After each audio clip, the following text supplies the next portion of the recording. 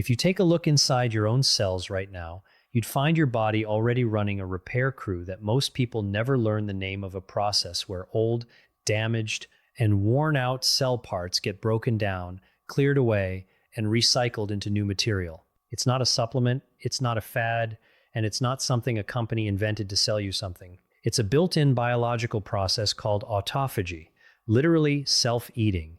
In Greek, and in 2016, a Japanese cell biologist named Yoshinori Osumi won the Nobel Prize in Physiology or Medicine specifically for mapping out how it works. What almost nobody explains is that this cleanup system isn't always running at full strength. It ramps up and down based on a small handful of daily habits, and after a certain age, most people are living in a way that quietly keeps it turned down low without knowing there was a dial to turn it all. A quick note before we go further.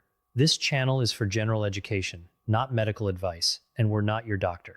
Several of what we're about to cover, particularly around fasting, needs a conversation with your own doctor first. If you take medication for diabetes, blood pressure, or if you're underweight or have a history of an eating disorder, and we'll come back to that clearly. What we do here is read the actual research, the Nobel Committee's own findings, published cell biology and aging journals, and translate it into plain language, the why, not just a headline. Stick with us, because the habit with the strongest evidence behind it isn't the one most people assume. Before we go further, tell us your age and what state you're watching from in the comments. We read every one, and it shapes what we cover next. Here's the core distinction that this entire video is built around, because it's the one thing almost nobody explains clearly. Your cells are constantly accumulating a kind of internal clutter, misfolded proteins, damaged mitochondria, cellular debris, the natural byproduct of simply being alive and metabolizing energy every day. Picture your cells like a busy workshop that never closes. All day, every day, tools get used, some break, some wear down, and scraps pile up in the corner. Autophagy is the overnight cleanup crew that comes through, sorts that pile, breaks down what's damaged beyond repair, and recycles the usable raw material back into new tools. Researchers studying aging have found that this cleanup crew tends to slow down as we get older, which matters, because a growing body of research links reduced autophagy activity to the buildup of cellular damage associated with several age-related conditions, including neurodegenerative changes and reduced muscle quality. That's an important, honest hedge worth stating plainly. This is an active, evolving area of research, largely built on cell and animal studies, with human evidence still developing. But the mechanism itself, unlike a lot of trending wellness claims, is Nobel Prize documented, real biology, not a maybe. Let's walk through what actually turns this system up, one habit at a time, because each one works through a slightly different door into the same process. The first, and the one with the deepest research behind it, is a period of time each day without eating, commonly discussed as intermittent fasting or a compressed eating window. Here's the mechanism. Autophagy is triggered in large part by low levels of available glucose and insulin in the bloodstream signals that tell your cells no new fuel is coming in right now. So it's a good time to break down and recycle what's already here instead of building new material. Think of it like a factory manager deciding that since no new raw materials are arriving on the truck today, this is the perfect window to send the maintenance crew through instead of the production line. Research published in the journal Cell Metabolism and reviewed extensively by aging researchers has found that fasting periods of roughly 12 to 16 hours meaningfully increase markers of autophagy activity in human and animal studies, with the effect becoming more pronounced the longer the fasting window extends, up to a point.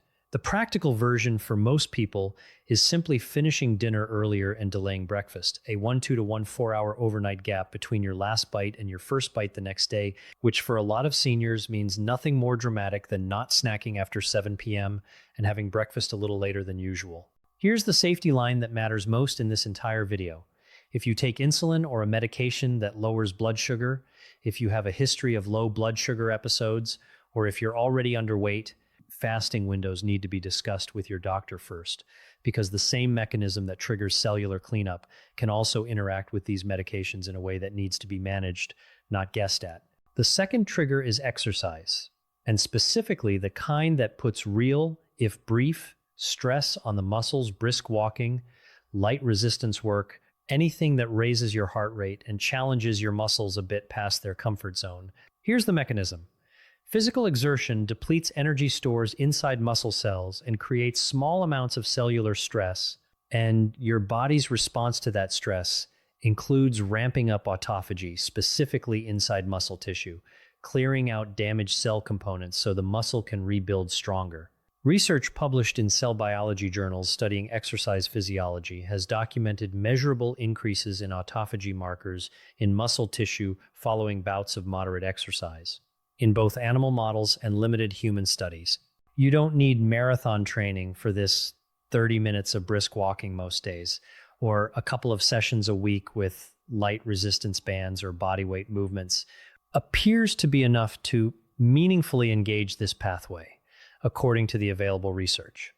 The third trigger, and one that surprises people, is simply getting consistent, adequate sleep. Here's the mechanism. Is a significant amount of the brain's own cellular cleanup, including clearance of certain proteins, researchers have studied in connection with cognitive aging, appears to happen preferentially during deep sleep stages. Picture it like a store that only does its full inventory and restocking after closing time. If the doors never fully close because sleep is fragmented or cut short, that deep cleaning shift never gets a real chance to run. This is part of why sleep researchers increasingly frame consistent, quality sleep, not just as rest, but as active maintenance time the brain specifically needs. The fourth trigger is periodically reducing protein intake for a defined window, not daily, but occasionally. Since protein sends a strong build, don't break down signal to cells through a pathway researchers call mTOR, which acts almost like a switch that favors growth over cleanup when protein is abundant. This one comes with real nuance for seniors specifically, and it's worth being direct about it. Adequate daily protein is essential for maintaining muscle mass after 60, and chronic protein restriction in older adults is associated with the opposite problem, accelerated muscle loss, called sarcopenia, which is a serious concern in its own right. So this isn't a eat less protein generally message for seniors. It's a much narrower point about occasional brief windows, and it's exactly the kind of nuance worth discussing with your doctor or a dietitian rather than applying broadly on your own. The fifth trigger, and a smaller one worth mentioning honestly as a smaller one, is coffee specifically. Some research has found that polyphenol compounds in coffee, independent of caffeine, may modestly support autophagy-related pathways in cell studies. This is genuinely one of the more preliminary findings on this list, largely from cell and animal research, and we're not going to inflate it into a bigger claim than the evidence supports. It's a pleasant, low-stakes bonus for people who already drink coffee, not a reason to start. Consider a woman in her early 70s, call her Dorothy, who'd always eaten breakfast the moment she woke up out of habit, snacked in the evening while watching television, and hadn't walked regularly in years. After learning about this system from her doctor during a routine visit, she made two small changes. She stopped snacking after dinner and pushed breakfast to mid-morning, giving herself a natural 13-hour overnight gap, and she added a daily 20-minute walk. Nothing about this required a program or a purchase. Months later, at a follow-up visit, her doctor noted improvements in several of her routine blood work markers, and Dorothy described feeling steadier and less foggy in the mornings. Her doctor was clear with her, and will be equally clear with you.